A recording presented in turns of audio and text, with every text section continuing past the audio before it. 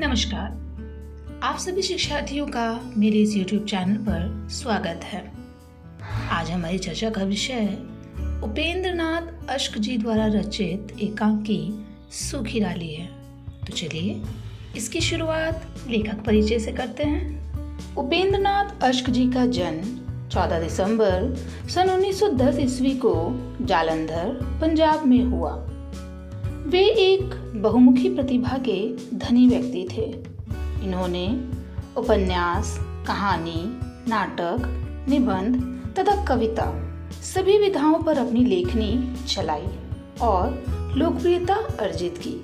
इनकी प्रमुख रचनाएं इस प्रकार हैं: पर्दा उठाओ पर्दा गिराओ, चरवाहे, तौलिए, चिलमन, कैसा साहब कसई आया, मैमूना, मस्केबाजी का स्वर्ग, कस्बे का क्रिकेट, क्लब का उद्घाटन, सूखी डाली, चुंबक, अधिकार का रक्षक, तूफान से पहले, लक्ष्मी का स्वागत, किसकी बात, पापी, छींटे, सितारों के खेल, गिरती दीवारें, कैद और उड़ान। सूखी डाली एकांकी भारतीय संयुक्त परिवार की बुनियाद पर बनी एक कहानी है जिसे एकांकी द्वारा प्रस्तुत किया गया है। भारतीय संयुक्त परिवार का आकार प्रायः बड़ा होता है, जिसमें कई निजी परिवार एक साथ मिलजुल कर रहते हैं। इस कहानी का भी परिवार ऐसा ही है, जिसमें कई सदस्य हैं। आइए अब इस एकांकी के पात्रों से परिचय कर लेते हैं। घर के मुखिया दादाजी, जिनका नाम मूलराज है और उम्र 72 वर्ष। दादाजी का बड़ा बेटा, जिसकी मृत्यु 1914 ईस्वी के महायुद्ध में हो गई है। दादाजी का मझला बेटा करमचंद और दादाजी का छोटा बेटा। दादाजी की बड़ी बहू, बड़ी भाभी, दादाजी की मंझली बहू, जिसे मंझली भाभी कहकर बुलाया गया है, और दादाजी की छोटी बहू इंदू तथा परेश की माँ और बेला की सास। दादाजी का बड़ा पोता, दादाजी का मंझला पोता और दादाजी का छोटा पोता, बेला का पति और इंदू का भाई परेश, जो कि तहसीलदार है। दादाजी की बड़ी पतोहू अर्थात पोते की पत्नी, बड़ी बहू। दादाजी की मंझली पतोहू, मंझली बहू, जिसे हंसने की आदत है। दादाजी की छोटी पतोहू बेला, परेश की पत्नी।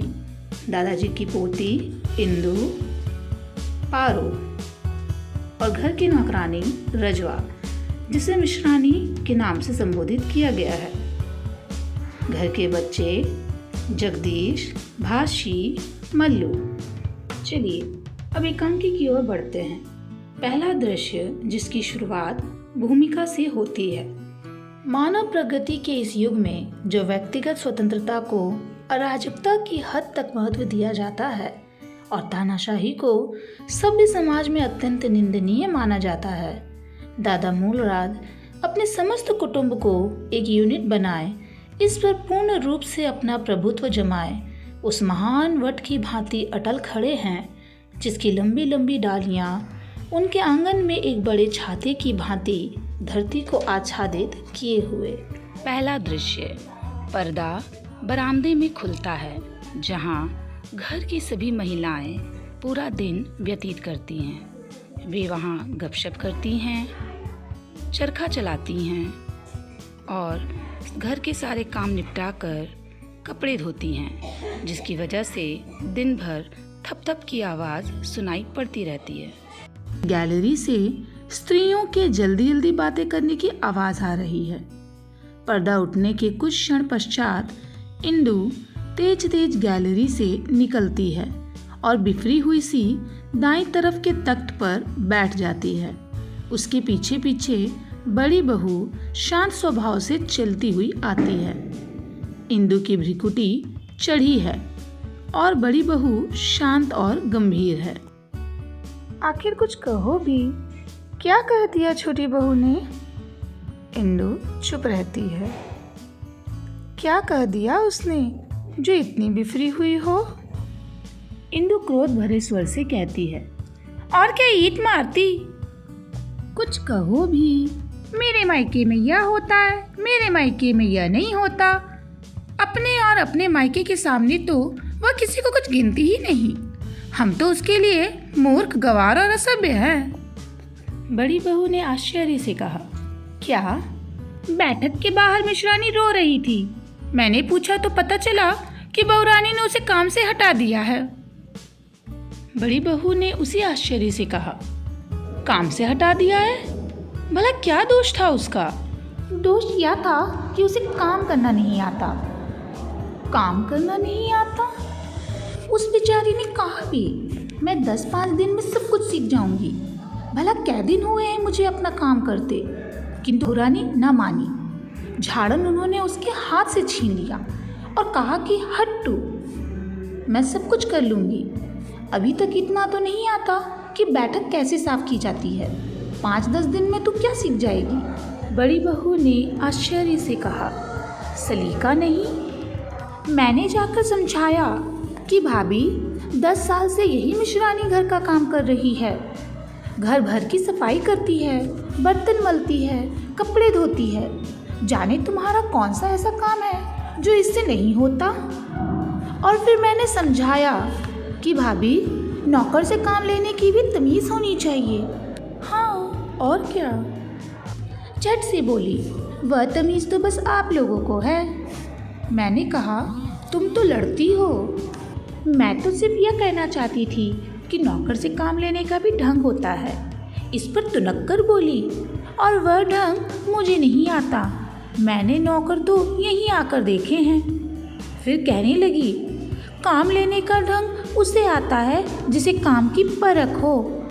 सुबह शाम झाड़ू देने मात्र से कमरा साफ नहीं होता। उसकी बनावट, सजावट भी कोई चीज़ है। न जाने तुम लोग किस तरह इन फूहड़ नौकरों से गुजारा कर लेते हो। मेरे मायके में तो ऐसी गंवार मिश्रानी 2 दिन छोड़ दो, घड़ी भी ना टिकती। बड़ी बहू पुनः आश्चर्य से कहती है, कही उसने ये सब बातें? और कैसे कही जाती है? जब से आई है यही तो सुना रही है। नौकर अच्छे हैं तो उसके मायके में, खाना पीना अच्छा है तो उसके मायके में, कपड़े पहनने का ढंग आता है तो उसके मायके वालों को। हम तो ना जाने कैसे जी रहे हैं। यहाँ के लोगों को खाना पीना, पहनना ओढ़ना कुछ भी नहीं आता। हमारे नौकर गंवार, हमारे पड़ोसी गंवार, हम स्वयं गंवार। बड़ी बहू चकित विस्मित सिर्फ सुनती है। मैंने भी कह दिया, क्या बात है तुम्हारी भाभी मायके की? एक नमूना तुम ही जो हो। एक मिश्रानी भी ले आती तो हम गंवार भी उससे सीख लेते। दाईं दीवार के कमरे से छोटी भाभी, जो कि इंदु की माँ और छोटी बहू बेला की सास है, प्रवेश करती है। उसके पीछे पीछे रजवा है। क्यों इंदु बेटी, क्या बात हुई? यह रजवा क्यों रो रही है? कोई कड़वी बात कह दी छोरी बहू ने इसे? मीठी वे कब कहती हैं जो आज कड़वी कहेंगी? यह आज तुम कैसी जली कटी बातें कर रही हो? छोटी बहू से झगड़ा हो गया है क्या? आज माँ जी उन्होंने बरबस मुझे काम से हटा दिया। इतने बरस हो गए आपकी सेवा करते, कभी किसी ने इस प्रकार अनादर ना किया था। मुझे तो माँ जी आप अपने पास ही रखिए। मैं आज से उनका काम करने न जाऊंगी। वह तो बच्ची है मिश्रानी, तो भी उसके साथ बच्ची हो गई। इंदु मुंह पिचकाकर व्यंग से कहती है, जी हाँ बच्ची है। रोटी को चोची कहती है। उसे तो बात ही करनी नहीं आती। अपने मायके के सामने तो वह किसी को कुछ समझती ही नहीं, और गज भर की जबान। बात यह है माँ जी कि छोटी बहू को हमारा खाना पीना, पहनना ओढ़ना कुछ भी पसंद नहीं। उसे हमसे, हमारे पड़ोस से, हमारी हर बात से घृणा है। छोटी भाभी चिंता से भर जाती है और कहती है, फिर कैसे चलेगा? हमारे घर में तो मिलकर रहना, बड़ों का आदर करना, अपने घर की रूखी को दूसरी की चुपड़ी से अच्छा समझना, नौकरों पर दया और छोटों पर। मझली बहू बाहर से हंसती हुई प्रवेश करती है। हा हा हा हा, क्या बात है भाभी, जो हंसी के मारे लोटपोट हुई जा रही है?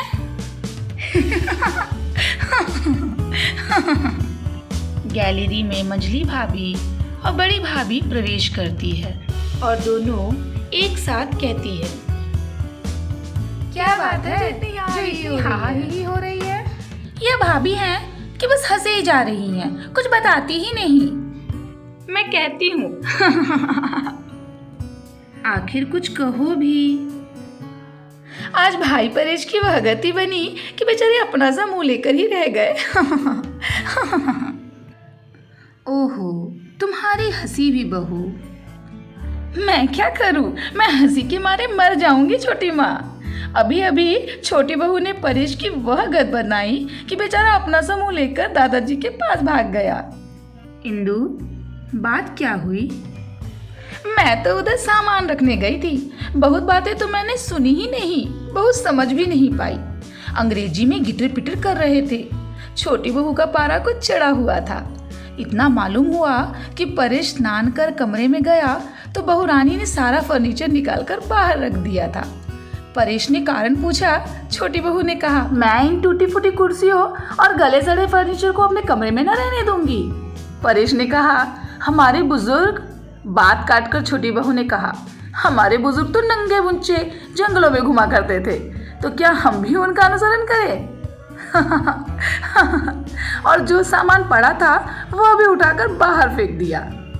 इंदु उत्सुकता से पूछती है, फिर? छोटी बहू, यह तो। परेश ने कहा, इस फर्नीचर पर हमारे दादा बैठते थे, पिता बैठते थे, चाचा बैठते थे। उन लोगों को कभी शर्म नहीं आई।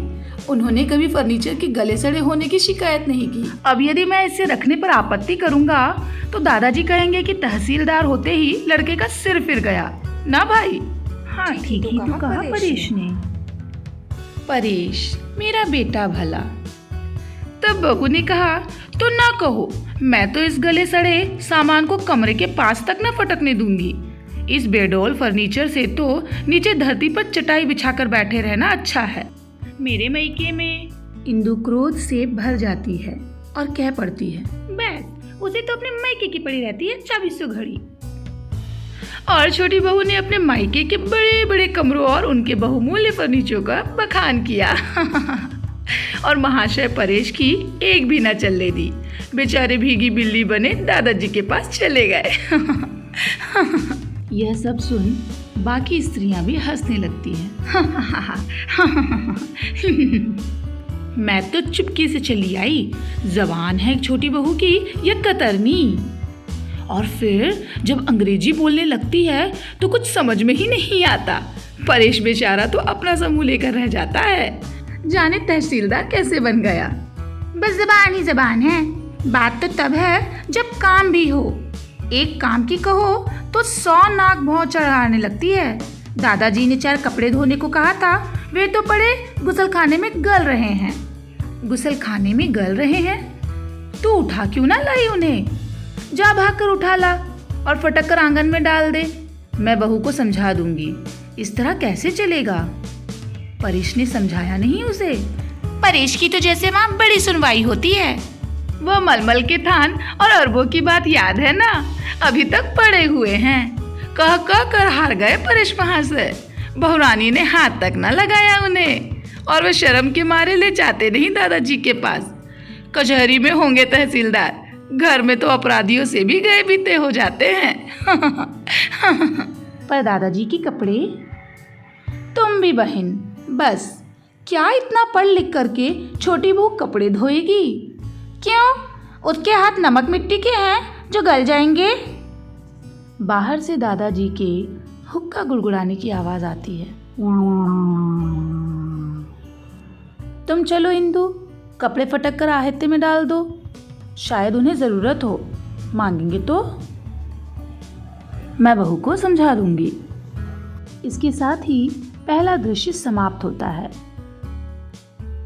वीडियो देखने के लिए और मेरे साथ बने रहने के लिए आप सभी का धन्यवाद।